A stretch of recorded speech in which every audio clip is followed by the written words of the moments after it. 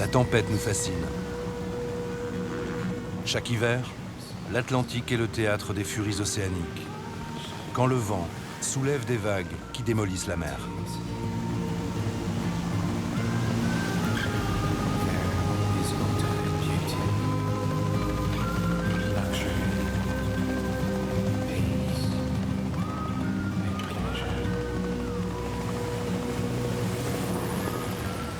Les îles Shetland, au nord de l'Écosse, l'archipel des Açores, au milieu de l'Atlantique Nord, et la Bretagne, où la terre se termine.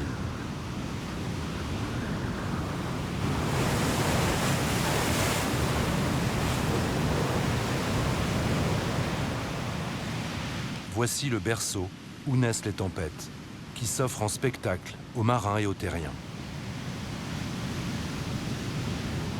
Nous avons traqué les tempêtes pour saisir la beauté pure de la mer et les lumières du ciel.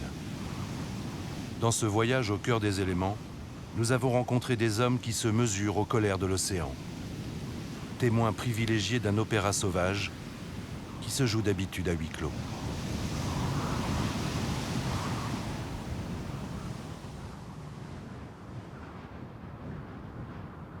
Ce sont des îles dont on connaît le nom, mais que peu de gens savent situer sur une carte du monde.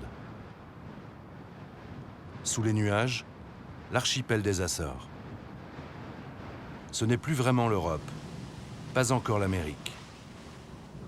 Cet archipel portugais isolé des continents est constitué de 9 îles, perdues au milieu de l'Atlantique. À l'extrême ouest de l'archipel, Florès et Corvo, les plus petites îles des Açores. Elles sont aussi les plus isolées. Pendant des siècles, elles sont restées à l'écart du monde. Mauro Lopes est le capitaine du Santa Iria, le bateau qui relie ces deux îles.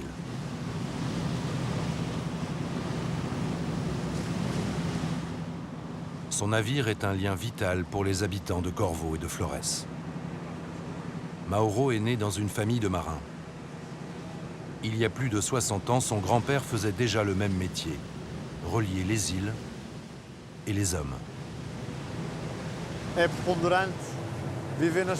D'abord, si je n'avais pas cette relation aussi forte avec la mer que nous avons ici, avec la nature, avec cette île et les gens qui y vivent, je n'aurais pas le même désir de rester là. Je sais pas, mais je pourrais sans doute vivre ailleurs, mais seulement si on m'y forçait.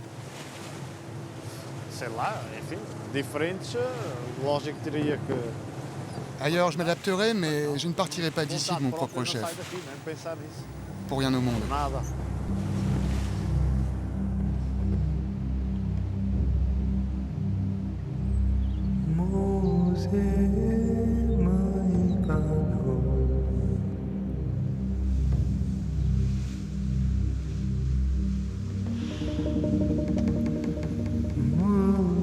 L'archipel au milieu de l'Atlantique est à 1200 km de Lisbonne. En hiver, les habitants sont aux premières loges des tempêtes. Le mauvais temps s'installe. La mer et la nature vont offrir ce qu'elles ont de plus violent. Les îles des Açores sont un poste avancé face aux dépressions de l'Atlantique.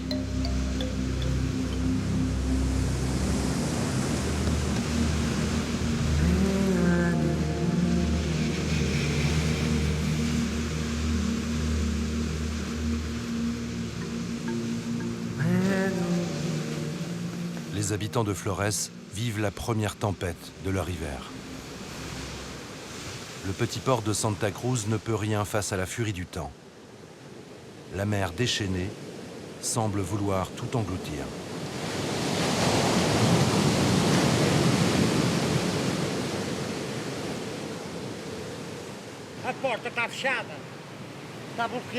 La porte est bloquée, elle s'ouvre pas. On voudrait dégager la voiture, mais on peut pas. Là, la marée monte, les vagues vont devenir de plus en plus grosses, c'est en train de forcir. Dans une heure, ça va être encore pire. Il va y avoir plus de vent. Normalement, demain, ça devrait se calmer, normalement.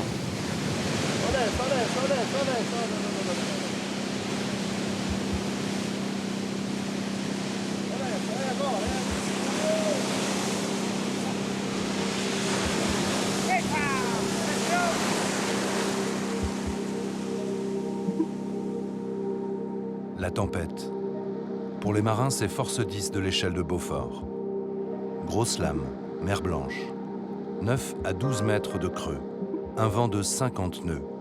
90 à 100 km/h. Affrontant les assauts des vagues, les ports de l'île n'offrent quasiment aucune protection.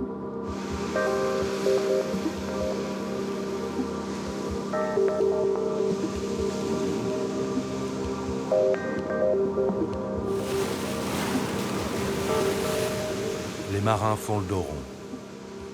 Le Santa Iria paraît bien fragile face aux éléments.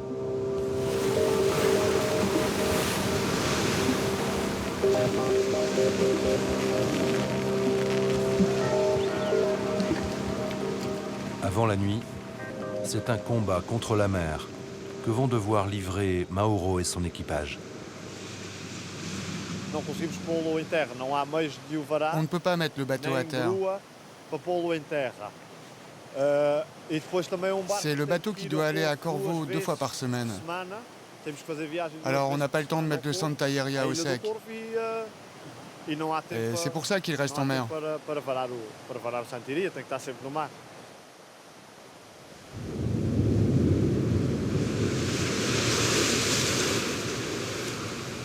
En temps normal, la mission du Santa Iria est d'assurer le ravitaillement en vivres des familles de Corvo. Rejoindre cette île est une formalité par beau temps. Mais quand la mer blanchit, c'est une mission impossible.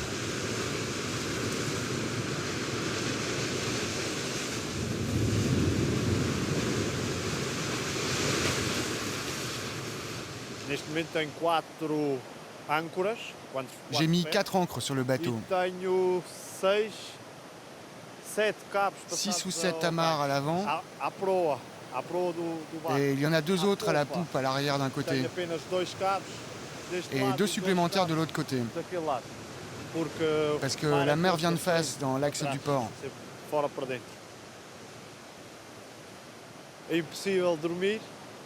De toute façon, c'est impossible de dormir.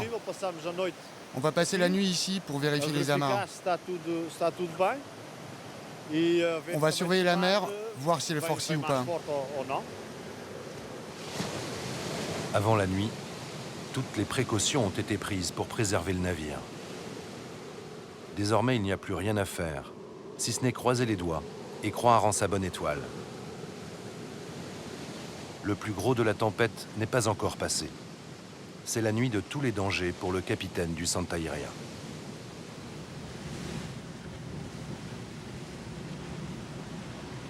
Les îles des Açores s'exposent aux 4 vents des tempêtes. Au milieu de l'Atlantique, il n'y a aucun obstacle pour stopper la houle et les vagues. Tout au long de l'hiver, les dépressions traversent l'océan.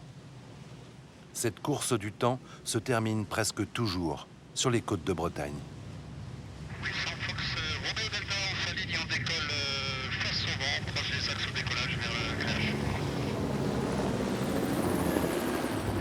Comme on l'espérait, la houle est quand même assez marquée encore, quoi. C'est beau là, hein, la lumière est superbe. On est à 20 minutes de la marée basse. C'est sur l'île de Ouessant, en Bretagne, que 2 chasseurs de tempête ont choisi de travailler avec le vent, les vagues et la lumière. C'est le lieu où j'ai appris à voler. J'ai vraiment débuté en mer d'Iroise. C'était un peu le terrain de jeu, entre guillemets. Et c'est toujours mon terrain de jeu. Pour ce travail de prise de vue, c'est incomparable. Moi, je ne connais pas d'autre endroit au monde. C'est bien, Jean, là. Tu dois avoir les vagues dans le champ, là. T'as les vagues devant toi? Ouais, j'ai les vagues en premier plan et le phare au fond à droite. Et regarde ce qu'on va prendre à droite. Quelquefois, on a des dépressions qui sont très marquées, avec des coups de vent qui sont très très vifs, très courts, et en fait la houle ne se lève pas. Et le vent, moi en photo, on ne le voit pas. L'expression du vent, pour moi, photographe, c'est la houle. S'il n'y a pas de houle, il n'y a pas de tempête.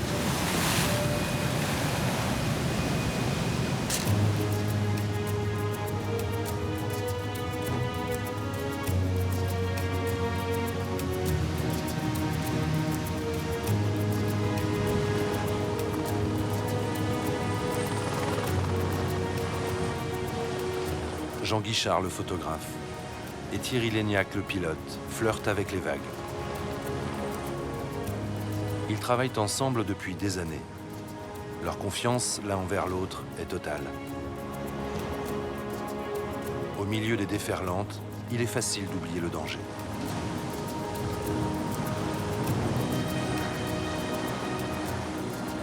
On est au-dessus de l'enfer, en fait, hein, parce que les vagues déferlent. On est à 5 mètres en sécurité totale en hélicoptère, et 5 mètres en dessous de nous, on est mort, quoi. Parce que les vagues sont tellement... se déchiquettent sur les récifs qui sont sur la pointe de Pernes, et en face du phare du Créache, que si on tombe, bon, on n'a aucune chance d'être récupéré. Et c'est assez paradoxal et assez étonnant d'être en sécurité au-dessus d'un endroit aussi dangereux et aussi difficile.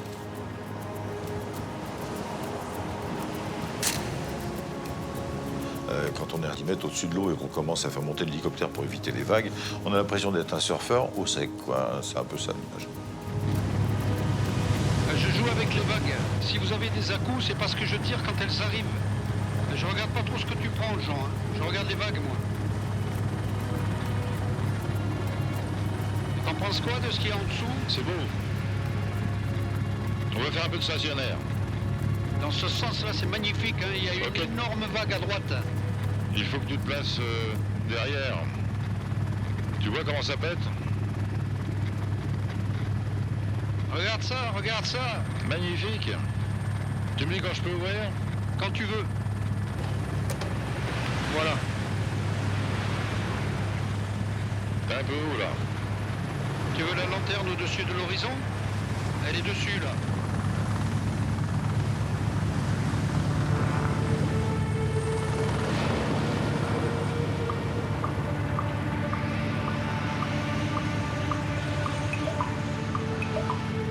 Tu nous mets de l'autre côté de Nividic avec le sang derrière, ok? Hein, Thierry? Oui, mais je pourrais pas tenir parce qu'on est vent arrière. Mais je peux passer comme ça, ouais.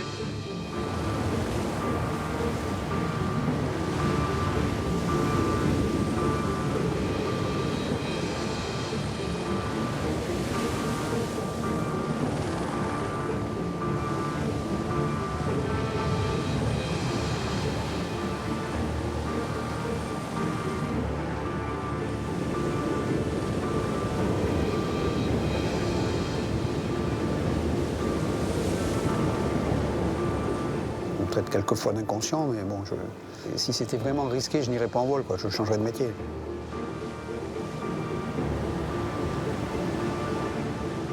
J'ai le gros avantage de travailler avec des gens expérimentés que je ne gère pas. C'est déjà une charge de travail énorme en moins. Enfin, le risque est tout à fait mesuré, si risque il y a. Par contre, après, la gestion propre du vol pour sortir de belles images, j'essaye d'un côté regarder ce que je vais pouvoir offrir, donc en tournant la tête à gauche, regarder tout ce qui est sujet côté gauche de l'hélico, mais il faut aussi faire attention, si on vole dans des conditions un peu dantesques, entre guillemets, faire attention aux vagues qui pourraient arriver de l'autre côté, parce qu'on travaille souvent dans des fortes houles et dans des fortes vagues.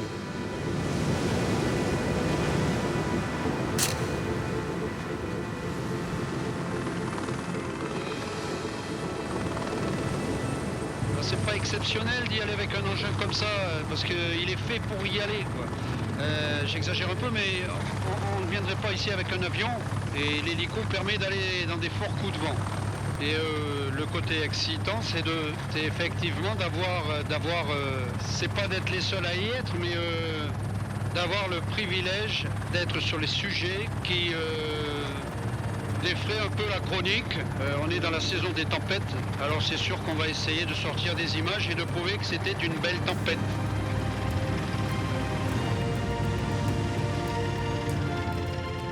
Ces intrépides chasseurs de tempêtes sont chacun dans leur domaine de véritables artistes. Grâce à leur complicité et leur expérience, ils parviennent à obtenir de saisissants clichés.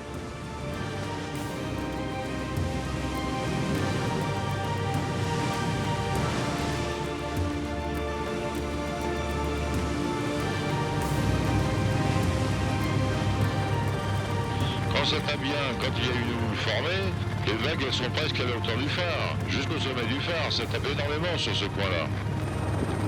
Ah, c'est beau quand c'est blanc comme ça. Ah, j'adore ça. Ah. Ça va être beau là.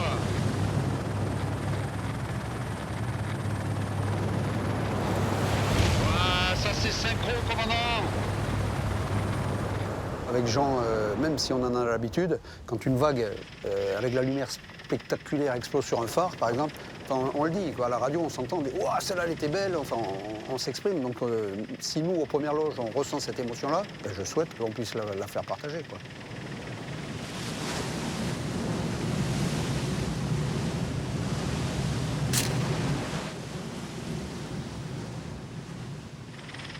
Alors, il faut qu'il y ait une harmonie déjà avec le pilote, sachant que c'est toujours le pilote qui est le patron.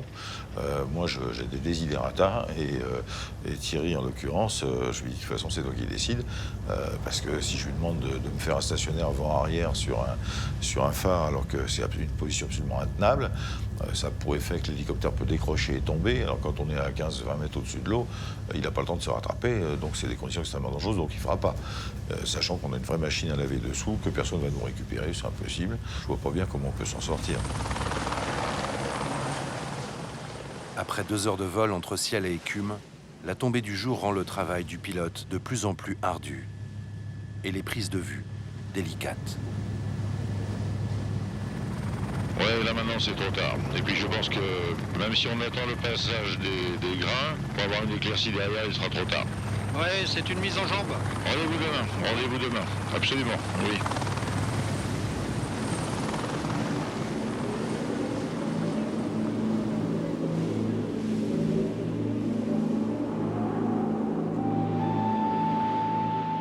À 1500 km de Ouessant, au nord de l'Écosse, un même océan, d'autres îles, les Shetland.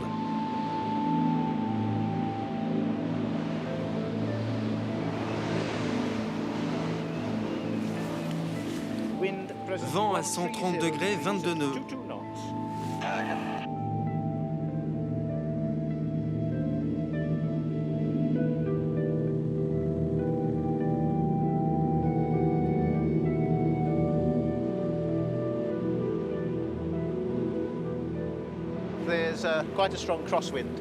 Le vent de travers est assez fort, 22 nœuds environ.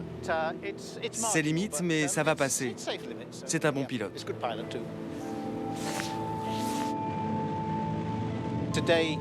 Aujourd'hui, il y a 5 lycéens qui rentrent pour le week-end. L'avion transporte aussi des produits de base. On attend ça depuis 10 jours.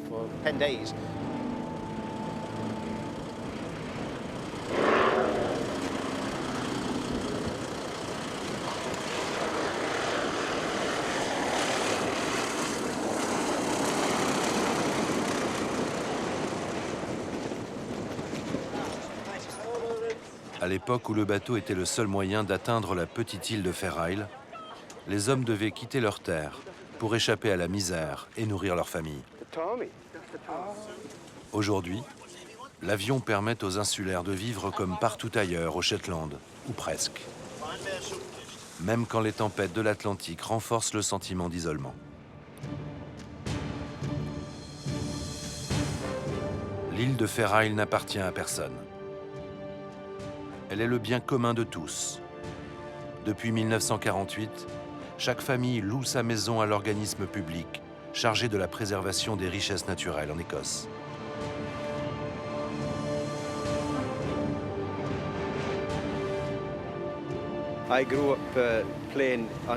J'ai grandi sur ce bout de terre et sur ces falaises. J'ai toujours pensé que cet endroit était mon jardin secret. Si ma mère savait combien de fois j'ai failli tomber et m'écraser au pied de ces falaises, elle serait furieuse. Imaginez un gamin de 5 ans qui veut toujours aller plus loin, toujours être plus curieux de l'horizon. J'ai bien failli y rester une fois ou deux. Tu grandis ici, tu fais partie de ce lieu et il finit par faire partie de toi. Ces terres celtiques composent une symphonie océanique de vagues lumineuses et de montagnes sombres. Camden! Camden! Camden!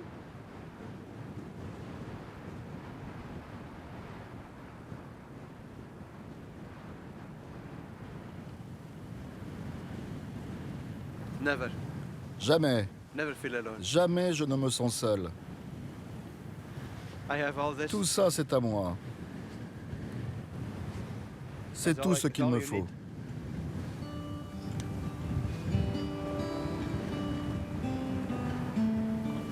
Come boy, come. Very good dogs. Neil Thompson vit sur une des îles les plus isolées des Shetland. Fair Isle est une communauté d'hommes et de femmes solidaires. Leur territoire est une terre préservée. À l'angle du monde, Neil peut contempler son minuscule royaume.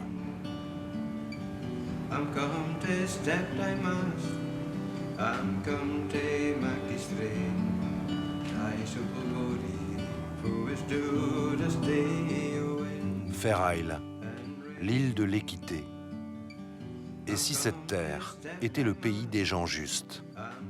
Un endroit où l'isolement obligerait les hommes à vivre ensemble, à partager leur seule richesse, la liberté et une nature souveraine.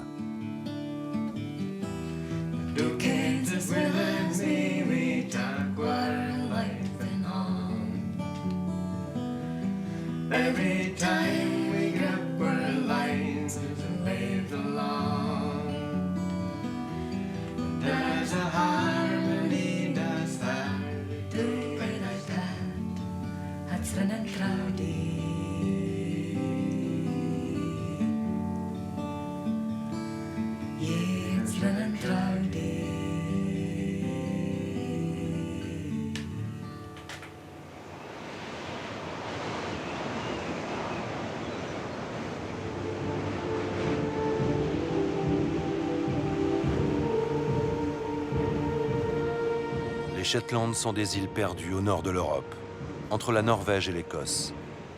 Elles sont râpées par la mer et brossées par le vent. Tous les marins du monde craignent les tempêtes. L'archipel offre bien peu d'abris pour les navires et les hommes. Un des seuls refuges est le port de Lerwick, sur l'île principale. Le port est protégé des vents. Lorsque les bateaux viennent s'y abriter, tout le monde sait que le pire est à venir et qu'un spectacle fascinant se prépare.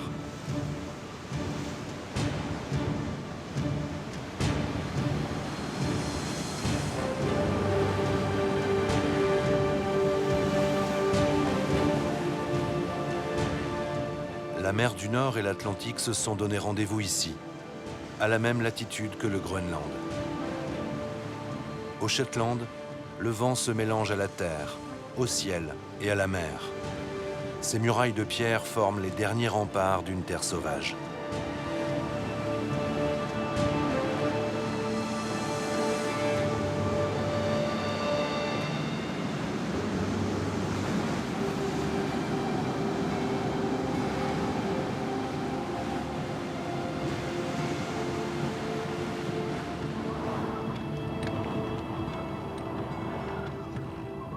Sur l'île de Fair Isle, une des deux éoliennes a été frappée par la tempête. Elle doit être remontée au plus vite, avant l'hiver. La manœuvre s'annonce plus difficile que prévu. Le vent s'est levé et la tension est montée d'un cran. Come on! Come on! Or kick your and up for it, right? You do not walk below anything, you've been told, right?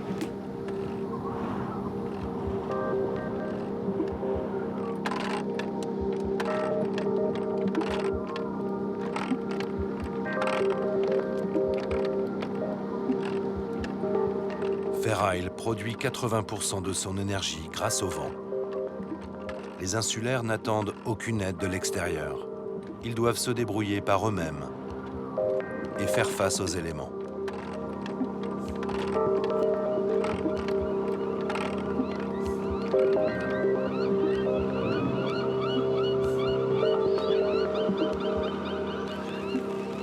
Bien plus au sud, au cœur de l'Atlantique, les Açores. Dans le port de Lagesse, le vent est monté d'un cran. Mauro est venu s'assurer que les amarres de son bateau, le Santa Iria, tiennent bon.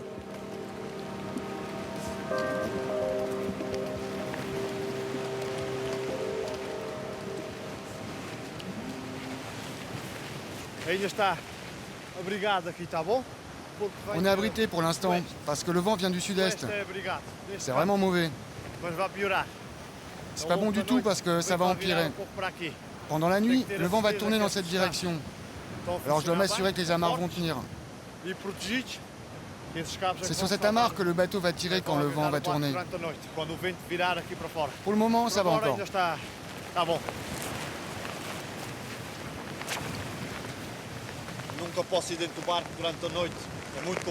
Je peux pas aller sur le bateau quand il fait nuit, c'est très dangereux. Ici aussi, c'est dangereux. Cette nuit, les vagues risquent d'être plus grosses. La seule chose que je peux faire, c'est de rester attentif, en veille. C'est tout.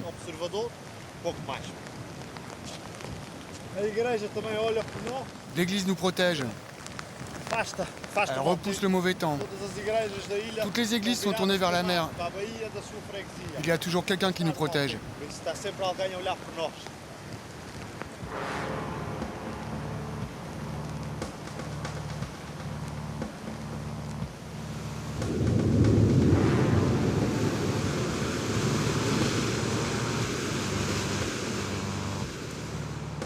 Durant la nuit, un déluge de vent et de pluie s'est abattu sur l'île de Flores. Au lever du jour, les cascades de montagne sont devenues d'énormes chutes d'eau qui jaillissent des falaises. Secouée par la violence de la nature, Flores endure la pire tempête de l'hiver.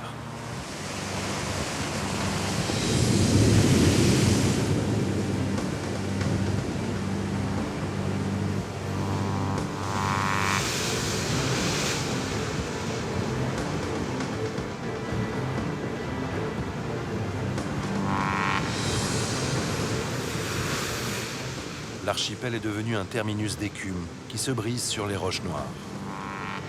La mer est cabossée par le vent et les vagues. Les coups de gueule de l'océan font trembler les îles.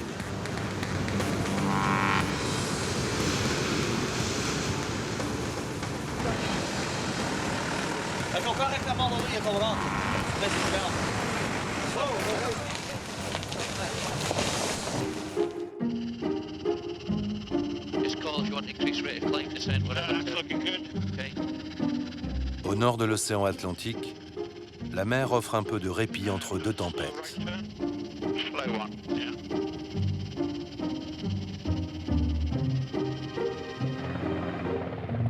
Synonyme de courage et de dévouement, Oscar Charlie, l'hélicoptère des gardes-côtes écossais, est un nom que tout le monde connaît. Oscar Charlie sillonne le ciel des Shetland par tous les temps, prêt à intervenir en mer et dans les coins les plus reculés de l'archipel.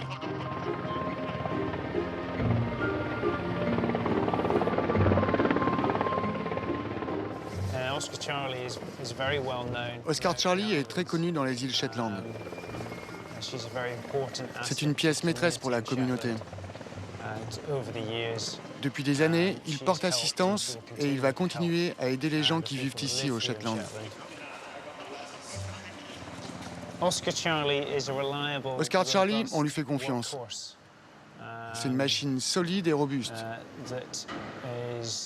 Il nous protège et c'est un bon outil qui nous permet d'aider les autres.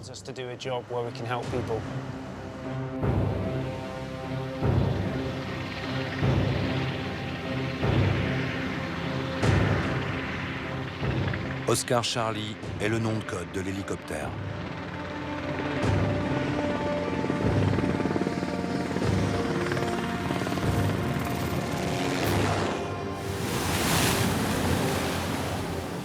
Sa zone d'intervention est maritime et elle est immense, entre le Nord-Écosse, la Norvège et les îles Féroé.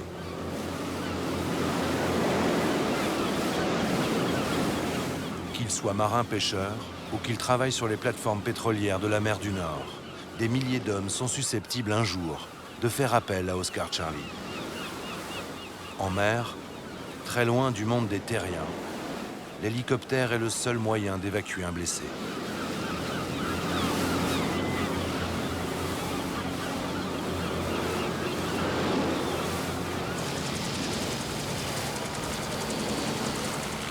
Les sauveteurs d'Oscar Charlie interviennent par tous les temps et à tout moment. Ils effectuent plus d'une centaine d'interventions par an. Une tempête sur l'Atlantique, ce n'est jamais une routine. Et certains sauvetages ne s'oublient jamais.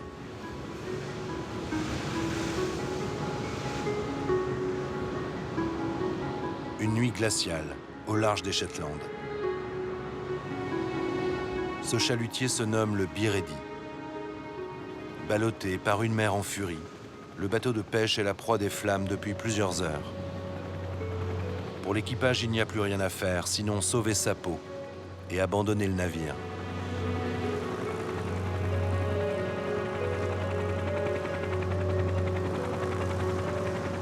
Dans ces conditions extrêmes, un des hommes d'Oscar Charlie va être déposé à bord du chalutier pour aider l'équipage à évacuer le bateau.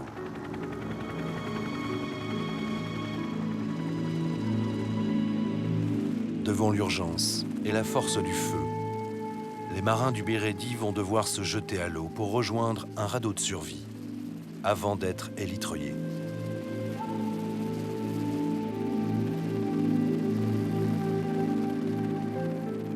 Cette nuit-là, Oscar Charlie a sauvé la vie de 5 marins écossais, prisonniers du feu en pleine mer.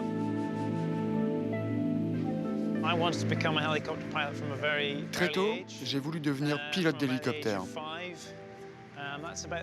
Quand j'avais 5 ans, ma famille est venue s'installer au Shetland, à 4 km de l'aéroport. On voyait tout le temps passer les hélicoptères au-dessus de la maison. C'est ce qui m'a donné envie de voler. J'en rêvais et le rêve est devenu réalité. La vocation, le jeune pilote l'a eue très tôt. Il avait de qui tenir. De son père, Kieran Senior.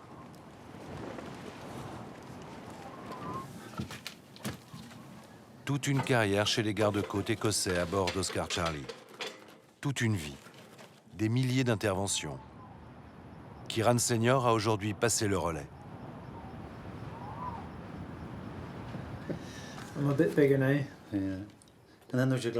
C'est à l'époque où tu faisais du planeur. Leon Sullivan, yeah, I'm 16 there.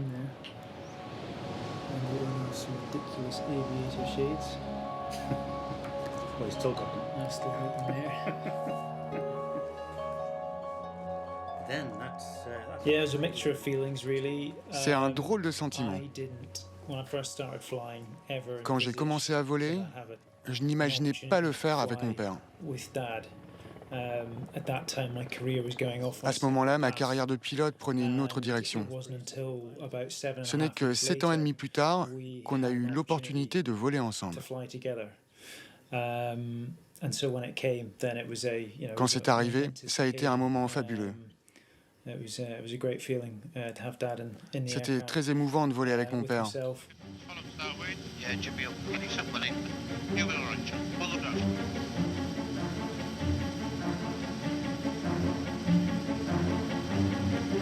Clear. But, the ice control now.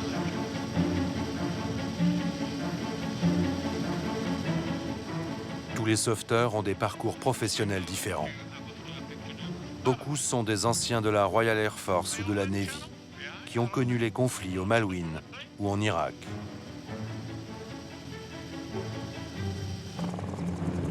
Dans le monde du sauvetage, les gardes-côtes écossais ont la réputation de compter parmi les meilleurs.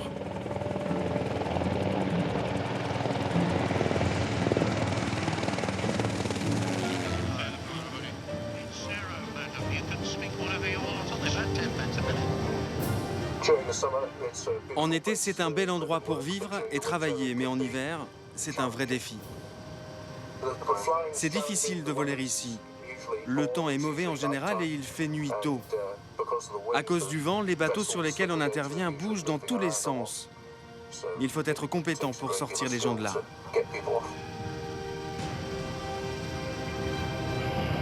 NG 1 and 2, TTT's below 150, max 18 seconds on the starter, advance. Clear winch? Yeah, clear winch. Des 4 hommes du bord, celui qui est accroché au bout du filin est le plus exposé. Pour ma part, accroché au bout du câble, je vois les éléments de beaucoup plus près que les autres. Je vois bien l'état de la mer et je suis assez entraîné pour savoir ce qui est bon ou pas pour moi. Parfois, tu profites de la vue, mais parfois, tu as juste envie de fermer les yeux tellement la mer est terrible. Quelquefois, tu as juste envie de revenir dans l'hélicoptère. Malgré tout, c'est un endroit fantastique pour voler. Et pour l'équipage, c'est vraiment un privilège. And a privilege for everybody in the crew.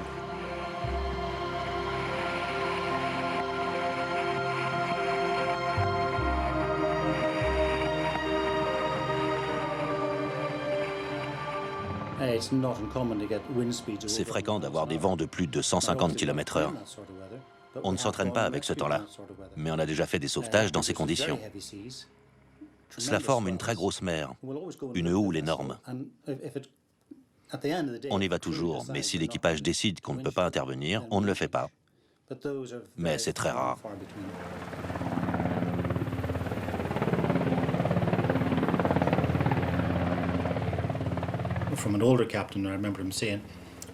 Il y avait un vieux commandant qui disait « On part à 4, on fait le sauvetage à 4, et on rentre au moins à 4. » Ça veut tout dire.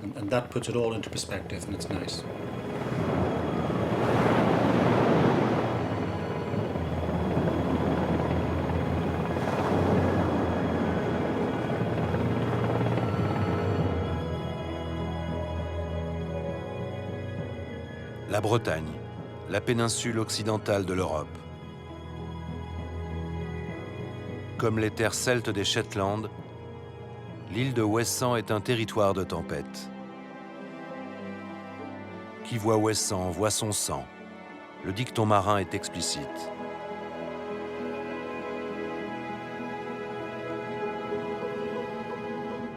Ici aussi, des sauveteurs veillent sur le littoral. Longtemps, ce fut la mission de Jean Bulot, ancien commandant de remorqueurs de haute mer.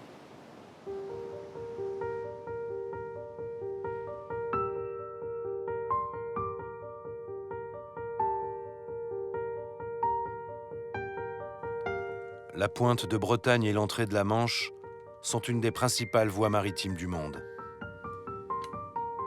Au large de ces côtes circulent quotidiennement plus de 600 cargos, pétroliers ou porte-conteneurs. Toute sa vie, Jean Bulot était prêt à leur porter assistance. On travaillait avec le pire des temps, le pire des conditions météo, dans le mauvais temps, etc. Et à chaque fois, on ramenait des bateaux qui étaient soit en détresse, soit en difficulté. On les ramenait à Brest, à Cherbourg, à chaque tempête, et on m'appelait Capitaine Tempête. Voilà, c'est le but là.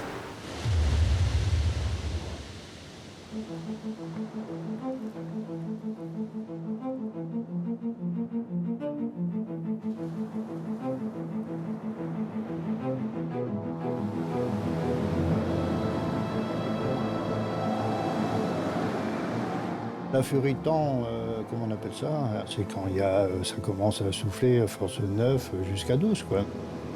On a eu au large de Ouessant, à l'entrée de la Manche, des creux de 20 mètres. Hein. Et on a fait des sauvetages avec des creux de 20 mètres.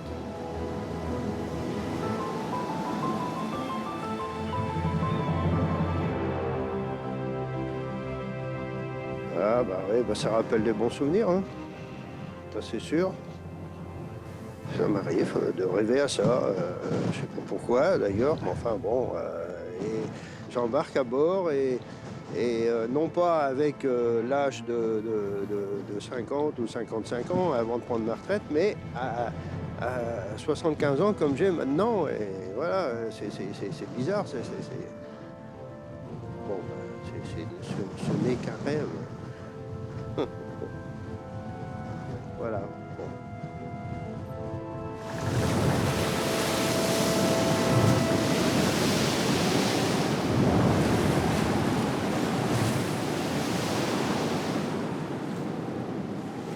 Jean Bulot était capitaine Tempête.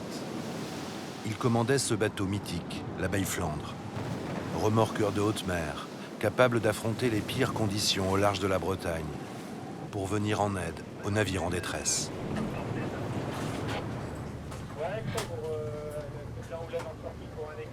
Aujourd'hui, Jean est avec les hommes de la SNSM, à bord du bateau de sauvetage du port de Port-Salle. Il file vers un point très précis, en mer d'Iroise, là où une catastrophe maritime a fait basculer le destin de toute la Bretagne et provoqué une colère noire chez tous les marins.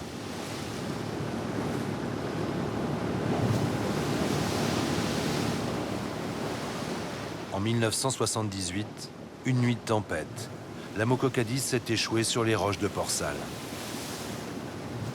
Ce pétrolier rempli de plus de 230 000 tonnes de fioul lourd provoque alors une des plus importantes marées noires de l'histoire.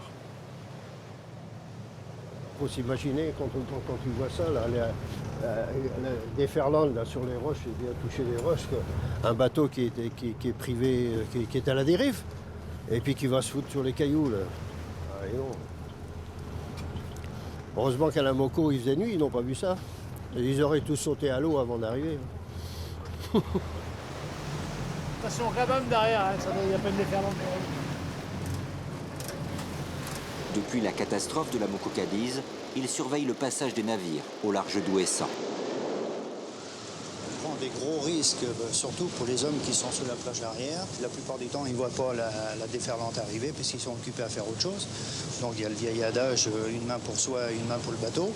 Et puis quand quelqu'un voit quelque chose, il communique par signe, si vous voulez. Hein, ou par coup de gueule, parce qu'il y a tellement de bruit derrière, avec le bruit des moteurs, des hélices, le vent, etc., que c'est même pas la peine d'essayer de discuter avec eux avec une VHF ou par haut-parleur, ils n'entendent rien du tout. Les gars sont ballottés, à ce moment-là, les fils d'acier qui sont derrière fouettent, le type ne peut pas se dépêtrer, et il peut être coupé en deux ou être éjecté par-dessus bord.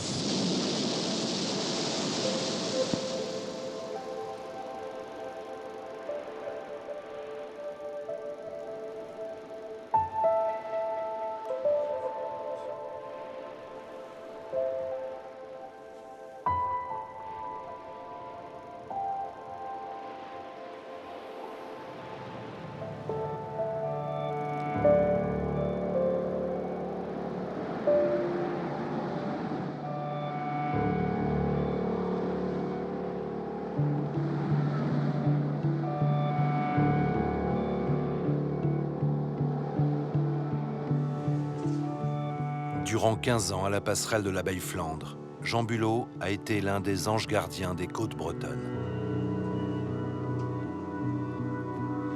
Toute sa vie, il a poussé des coups de gueule contre la folie des hommes, les marées noires et les marins qu'on abandonne.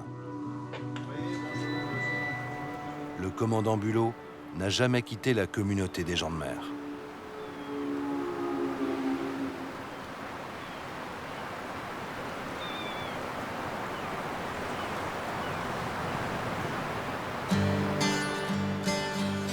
Devenu écrivain, c'est dans ses expériences que Jean Bulot puise la matière de ses histoires. Infatigable conteur du monde maritime, Jean a le regard océan et la mémoire salée.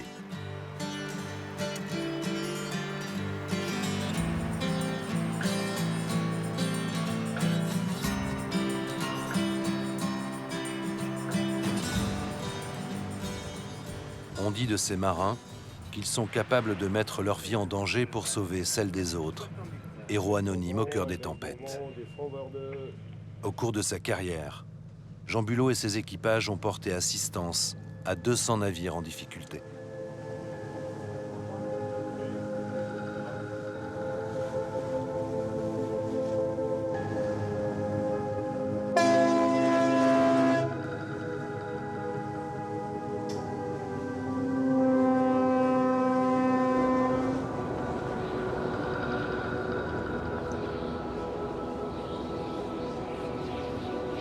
Ouessant, info, bonjour, Fox Romeo Delta, on a mis en route, on décolle de la Duchesse Anne et on va vers le Créache. L'île de Ouessant, sans doute en France le plus beau théâtre des tempêtes. Le photographe et le pilote d'hélicoptère remontent le temps et l'histoire des phares.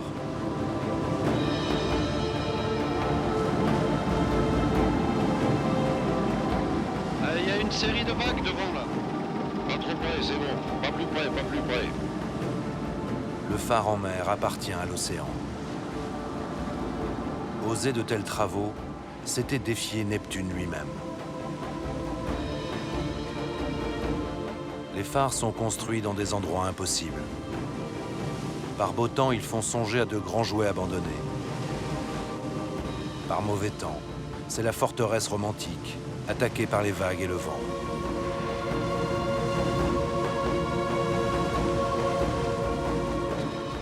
Depuis toujours, dans la tempête, le phare reçoit de lourds assauts qui tonnent, comme le ferait le canon dans un affrontement sans fin.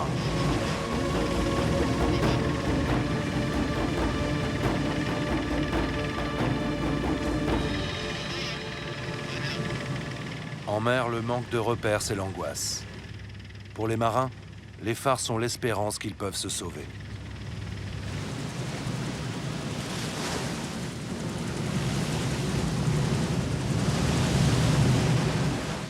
Vivre dans un phare, c'était vivre dans un lieu inquiétant. La vie de gardien était idéalisée, mais en réalité, elle était terrible, dans le froid et une humidité épouvantable.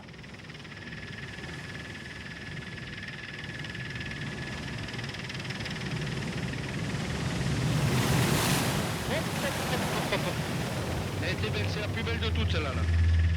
Allez, on s'en va comme ça.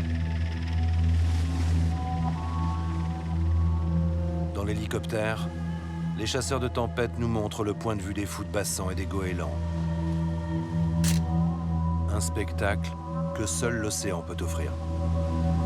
On ne peut pas tout faire dans la tempête. Donc il faut toujours être humble et puis conscient de ses capacités. Éviter de ne pas trop franchir des limites hypothétiques que je ne connais pas, mais je n'ai pas tout testé. Hein. Donc je reste dans ce que je connais.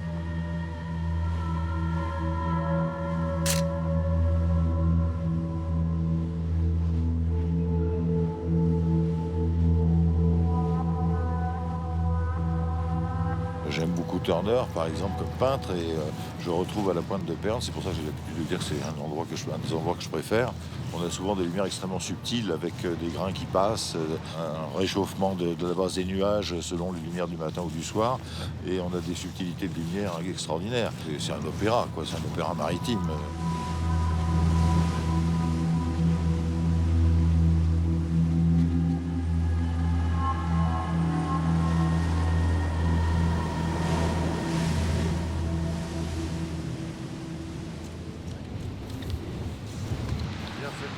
Le vent est tombé, la mer s'est calmée. Pour Jean, le photographe, un nouveau clin d'œil de l'océan. Une rencontre inattendue. Théodore Malgorn, c'est le plus célèbre gardien de phare au monde. Au monde, je dis bien au monde. Oh, faut pas exagérer. Ah si, si, je le dis. Parce que c'est lui qui était à la porte du phare de la Jument pour ma fameuse photo de la Jument de 89. Et une des premières photos de phare en tempête que j'avais fait. Et ça s'est fait par hasard, hein. Par hasard, le bruit, je suis sorti, bon j'ai vu l'hélicoptère, je me posais un peu la question pourquoi. Et tout d'un coup, j'ai vu que ça prenait des photos, donc c'était la tempête, les photos de tempête. Aujourd'hui, la porte du phare de la Jument est définitivement fermée. Théodore Malgorn est l'un des derniers témoins de la grande épopée des gardiens de phare en mer et des tempêtes sur l'Atlantique.